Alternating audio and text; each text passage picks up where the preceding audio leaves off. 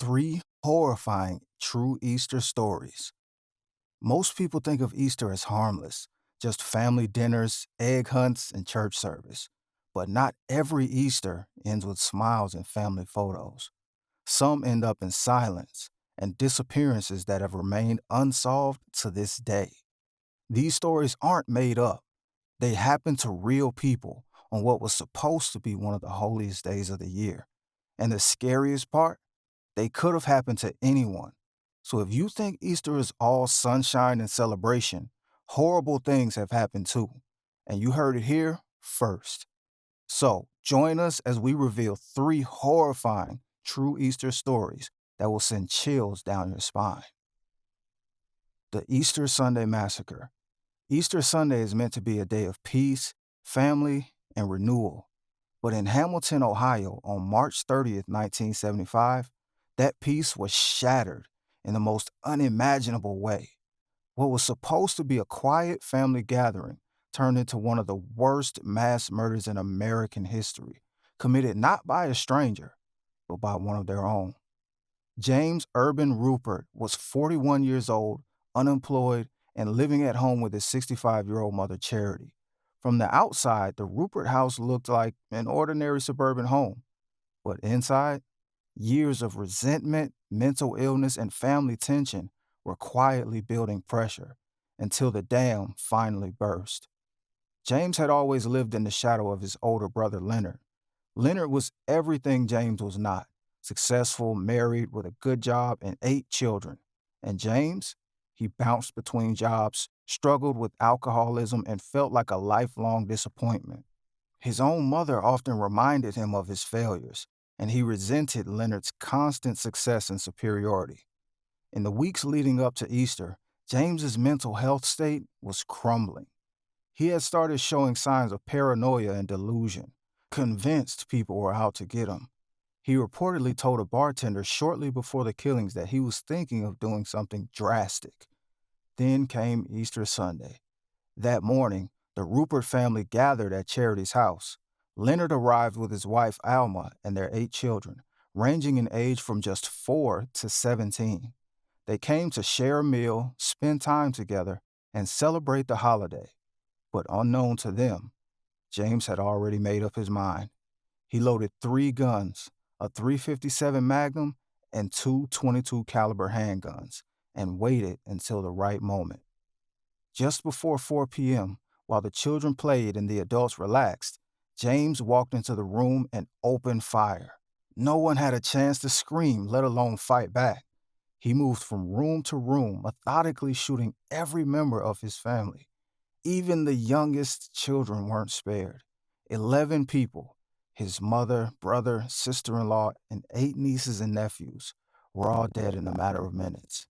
Then, in a moment of strange calm, James called the police and simply said, "There's been a shooting." When officers arrived at the house, they were met with a scene that one described as pure horror. The home was filled with bodies, blood, and bullet casings. Easter decorations still hung on the walls. A meal had been set on the table. It was as if time had frozen at the very moment the violence erupted. James offered no resistance, so he was arrested on the spot.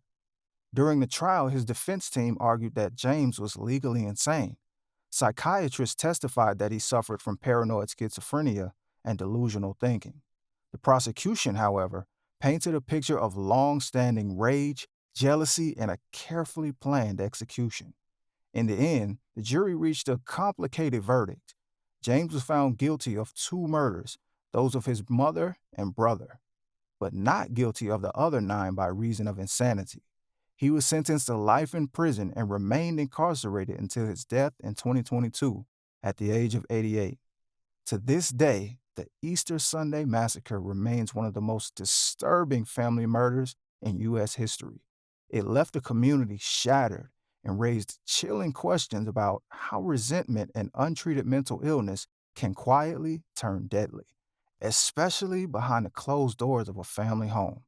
It's a painful reminder that even on a day meant for joy and resurrection, evil doesn't take holidays. The disappearance of Evelyn Hartley. Easter weekend in La Crosse, Wisconsin, 1953, was expected to be a time of celebration and family gatherings. However, for the Hartley family, it became a period marked by fear and uncertainty that would linger for decades. On the evening of April 24th, 1953, 15-year-old Evelyn Hartley was babysitting for the Rasmussen family while they attended a university homecoming game. It was a routine job. Evelyn was responsible, studious, and well liked in her community. She had planned to study while the toddler slept upstairs. When Evelyn's father, Richard Hartley, attempted to contact her around 8:30 p.m. and received no answer, he became concerned. After multiple unanswered calls, he decided to check on her.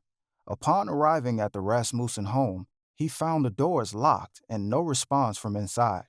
Peering through the windows, he noticed Evelyn's shoes and school books scattered in the living room, but no sign of her. Alarmed, Richard entered the house through a basement window and discovered a scene that suggested a struggle. Furniture was overturned, and Evelyn's belongings were strewn about.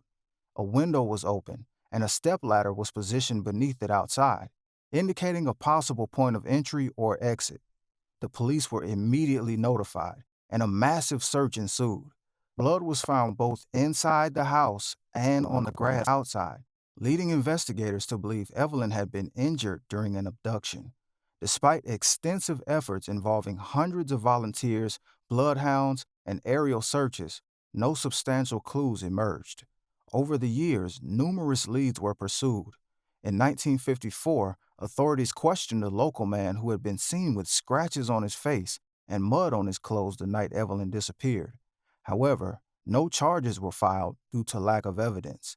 In 1971, a man named Melvin Roy Karpinski confessed to the crime while in custody for unrelated charges, but his confession was deemed unreliable and inconsistent with known facts.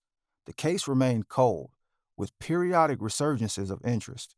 In 2004, the FBI reopened the investigation, hoping that advancements in forensic technology might yield new insights. Unfortunately, no new evidence was uncovered, and the case remains unsolved. The resurrection of Terrence Williams. Now, this isn't your typical Easter story. In 2004, 27-year-old Terrence Williams vanished in Naples, Florida, and to this day, what happened to him remains a haunting mystery tied to disturbing truths that slowly unraveled after Easter weekend. Terrence was a loving father of four, working hard and trying to get his life back on track. He had minor legal troubles, expired license, unpaid child support, but nothing that would ever warrant what came next. On January 11, 2004, Terrence attended a party the night before and never came home. His family reported him missing almost immediately. Days passed, then weeks. At first, it was a frustrating silence. No leads, no updates. His mother, Marcia Williams, refused to give up, making phone calls, handing out flyers, chasing down anything that sounded like a clue. Then finally, something strange came up. Terrence's car had been found, abandoned at a cemetery. Not just anywhere, at the Naples Memorial Cemetery. Even more strange, cemetery employees said they had seen Terrence, not alone, but in the back of a patrol car. According to multiple workers, Deputy Steve Calkins of the Collier County Sheriff's Office had pulled Terrence over at the cemetery that morning. They recalled the deputy saying the car was blocking traffic.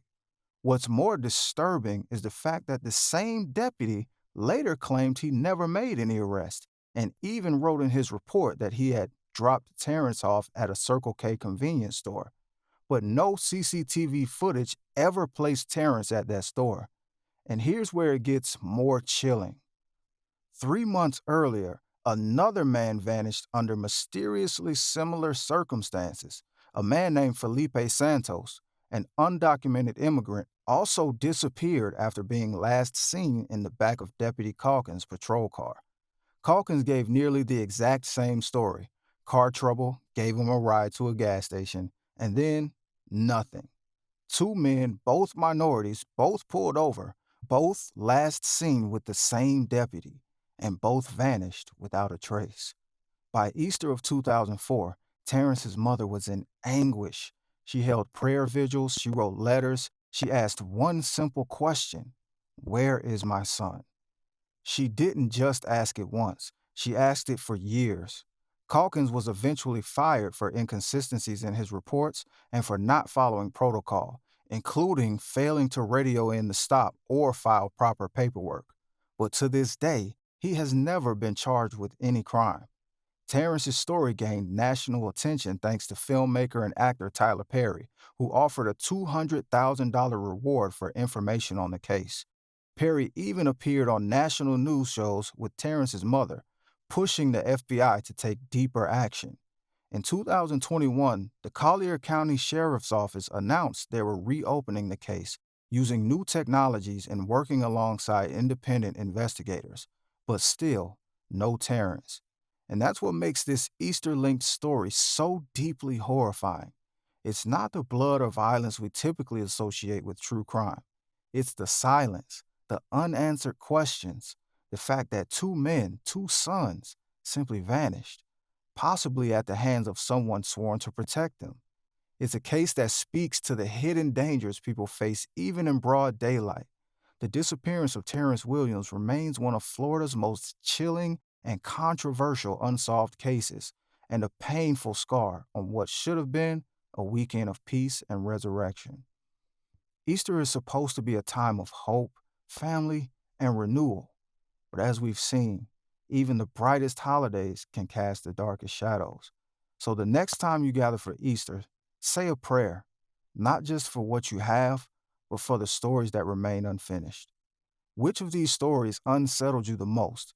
Let us know in the comments below. And if you want more real life mysteries like this, don't forget to like, subscribe, and hit the bell so you never miss another chilling tale. Thanks for watching. See you next time.